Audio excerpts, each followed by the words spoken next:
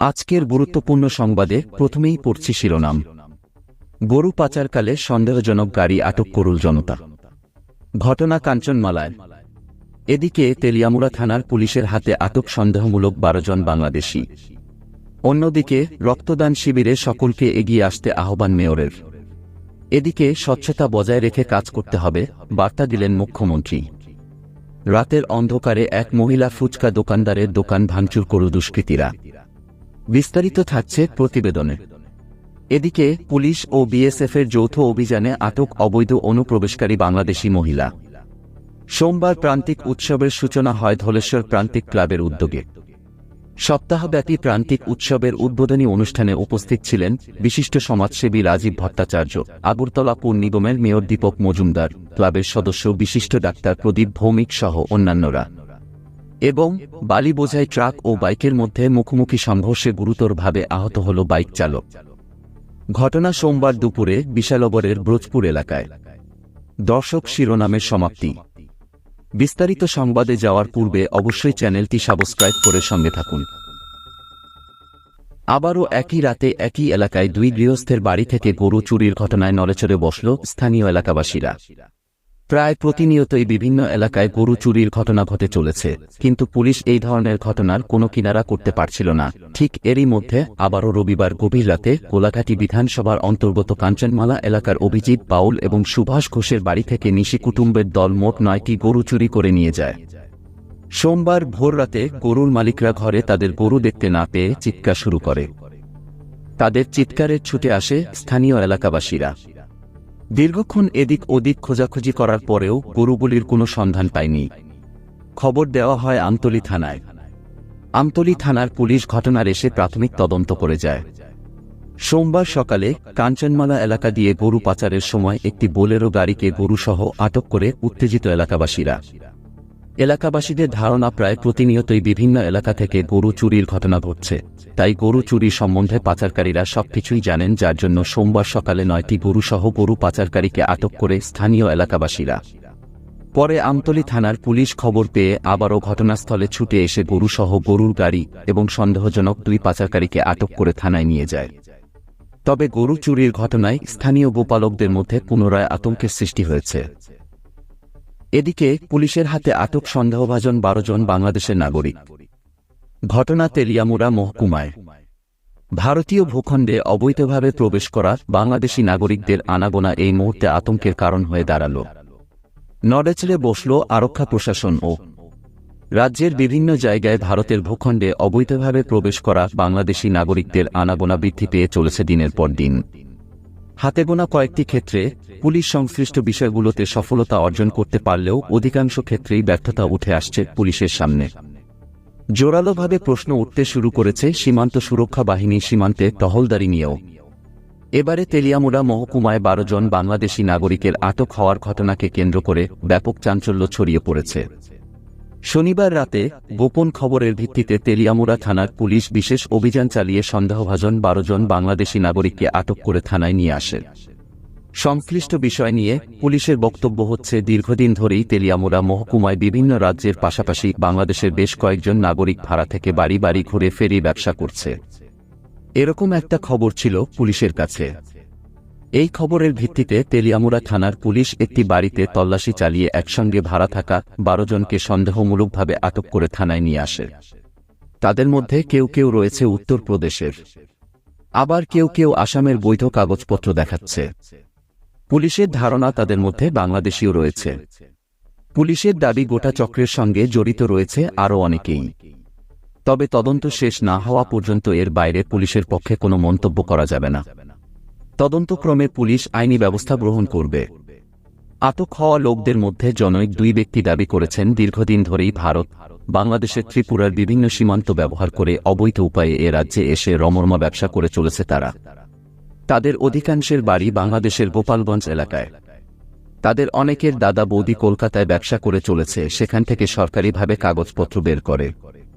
Police এভাবে একসাথে সন্দেহজনক 12 জন নাগরিককে আটক করার ঘটনাকে কেন্দ্র করে ব্যাপক চাঞ্চল্য তৈরি হয়েছে তেলিয়ামুড়া মহকুমায়।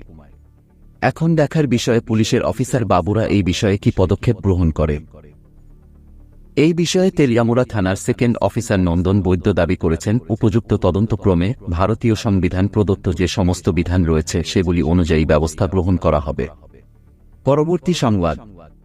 সেবা ও সহায়তা পরিষদের নবম বর্ষপূর্তি উপলক্ষে সোমবার এক স্বেচ্ছায় রক্তদান শিবিরের আয়োজন করা হয়। রাজধানীর জগন্নাথ বাড়ি স্থিত স্টুডেন্ট হেলথ হোমে অনুষ্ঠিত হয় রক্তদান শিবির। প্রদীপ প্রজ্বলনের মধ্য দিয়ে শিবিরের সূচনা করেন আগরতলা পৌর নিগমের মেয়র দীপক মজুমদার। উপস্থিত ছিলেন ত্রিপুরা শিল্প উন্নয়ন নিগমের চেয়ারম্যান নবাদল বণিক সহ অন্যান্যরা। নিগমের মেয়র দীপক মজুমদার শিবিরের উদ্বোধন করে জানান, রাজ্যের ব্লাড ব্যাংকগুলিতে রক্তের চাহিদা ও যোগানের মধ্যে ভারসাম্য রক্ষা করে রক্তদান শিবির। রাজ্যের ব্লাড ব্যাংকগুলিতে যখন রক্তের সংকট দেখা দিয়েছিল, তখন রাজ্যের মুখ্যমন্ত্রী সকলের প্রতি রক্তদানে এগিয়ে আসার জন্য আহ্বান জানিয়েছিলেন। মুখ্যমন্ত্রীর আহ্বানে সাড়া দিয়ে বিভিন্ন ক্লাব, সামাজিক সংস্থা, সরকারি বেসরকারি প্রতিষ্ঠান রক্তদান শিবিরের আয়োজন করেছে। পরের খবর। সোমবার রাজধানীর শ্যামাপ্রসাদ মুখার্জি লেনস্থিত মুখ্যমন্ত্রীর সরকারি আবাসে সুশাসন দিবসের অনুষ্ঠান অনুষ্ঠিত হয়। একই সাথে উদ্বোধন হয় ত্রিপুরা ইনস্টিটিউট ফর ট্রান্সফরমেশনের। অনুষ্ঠানে উপস্থিত ছিলেন মুখ্যমন্ত্রী মানিক সাহা। অনুষ্ঠানে মুখ্যমন্ত্রী বক্তব্য রাখতে গিয়ে সরকারি আধিকারিকদের স্বচ্ছতা বজায় রেখে কাজ করার বার্তা দেন। মুখ্যমন্ত্রী বলেন, সুশাসন দিবস উপলক্ষে ত্রিপুরা ইনস্টিটিউট ফর ট্রান্সফরমেশন চালু করা হয়েছে। নীতি আয়োগের রাজ্য সহায়তা মিশনের অধীনে স্টেট ইনস্টিটিউশন ফর ট্রান্সফরমেশন চালু করার জন্য ত্রিপুরা প্রথম কয়েকটি রাজ্যের মধ্যে রয়েছে। টিআইএফটিতে প্রকল্প বাস্তবায়ন ইউনিট, মনিটরিং ও মূল্যায়ন এবং ডেটা অ্যানালিটিক্স ইউনিট এবং মিডিয়া মনিটরিং ইউনিট অন্তর্ভুক্ত। এতে গুজরাটের লাইনে ডিজাইন করা সিএম ড্যাশবোর্ড, প্রধান প্রকল্প, ফ্ল্যাগশিপ স্কিম এবং নাগরিক পরিষেবা নিরীক্ষণ করার জন্য সিএম ওয়ার রুম এবং সমস্ত জেলা, উপবিভাগ এবং ব্লক অফিসগুলিকে অন্তর্ভুক্ত করে একটি ভিডিও কনফারেন্সিং সুবিধা। পরবর্তী সংবাদ। রাতের অন্ধকারে এক মহিলা ফুচকা দোকানদারের দোকান ভাঙচুর করল দুষ্কৃতীরা। ঘটনা মন্দির নগরী উদয়পুরের জামতলা এলাকায়। অসহায় হত দরিদ্র ফুচকা বিক্রেতা কমলা রানী ঘোষ জানান, তিনি অন্যান্য দিনের ন্যায় রবিবার রাতে দোকান বন্ধ করে বাড়িতে চলে যান। বেশ কিছুদিন ধরে উদয়পুরের জামতলা এলাকায় ফুচকা বিক্রি করে সংসার চালিয়ে আসছেন তিনি। উদয়পুর অগ্নি নির্বাপক দপ্তরের পাশে এক বাড়িতে ভাড়া থাকেন তিনি। ইতিপূর্বে দুইবার ওনার দোকান ভাঙচুর করে দুষ্কৃতীরা। রবিবার রাতেও দুষ্কৃতীরা ওনার দোকান ভাঙচুর করে। সোমবার সকালে দোকান খুলতে এসে তিনি দেখতে পান ওনার দোকান ভাঙচুর করা হয়েছে। তারপর তিনি কান্নায় ভেঙে পড়েন। কান্না করতে করতে তিনি জানান, এই ফুচকা দোকান চালিয়ে তিনি সংসার চালান। ওনার স্বামীও ওনার সাথে থাকে না। তিনি কারো সাথে খারাপ আচরণ করেননি, কিন্তু তারপরও রাতের অন্ধকারে ওনার দোকান ভাঙচুর করে দেয় দুষ্কৃতীরা। এদিকে পুলিশ ও বিএসএফের যৌথ অভিযানে আটক অবৈধ অনুপ্রবেশকারী বাংলাদেশি মহিলা। রবিবার রাত 10টা নাগাদ গোপন সংবাদের ভিত্তিতে উত্তর ত্রিপুরা জেলার বজেন্দ্রনগর 5 নং ওয়ার্ড থেকে ওই বাংলাদেশি মহিলাকে আটক করল কদমতলা থানার পুলিশ ও রানীবাড়ি ক্যাম্পের বিএসএফ জওয়ানরা। জানা যায়, ধৃত বাংলাদেশি মহিলার নাম জনি রানী দাস, বয়স 25 বছর। বাড়ি বাংলাদেশের মৌলভীবাজার জেলার বড়লেখা থানাধীন হাকালুকি এলাকায়। ওই মহিলার সাথে 2 বছর যাবৎ স্বামীর সাথে সম্পর্ক ছিন্ন করে বাপের বাড়িতে থাকত, যদিও তাদের বিবাহ বিচ্ছেদের বিষয়টি বিচারাধীন। সেই সুযোগে কদমতলা থানা এলাকার বজেন্দ্রনগর গ্রাম পঞ্চায়েতের 5 নং ওয়ার্ডের বাসিন্দা সুধাংশু দাস বাংলাদেশে যায় এবং সুধাংশু দাসের পরিচয় হয় ওই মহিলার সাথে।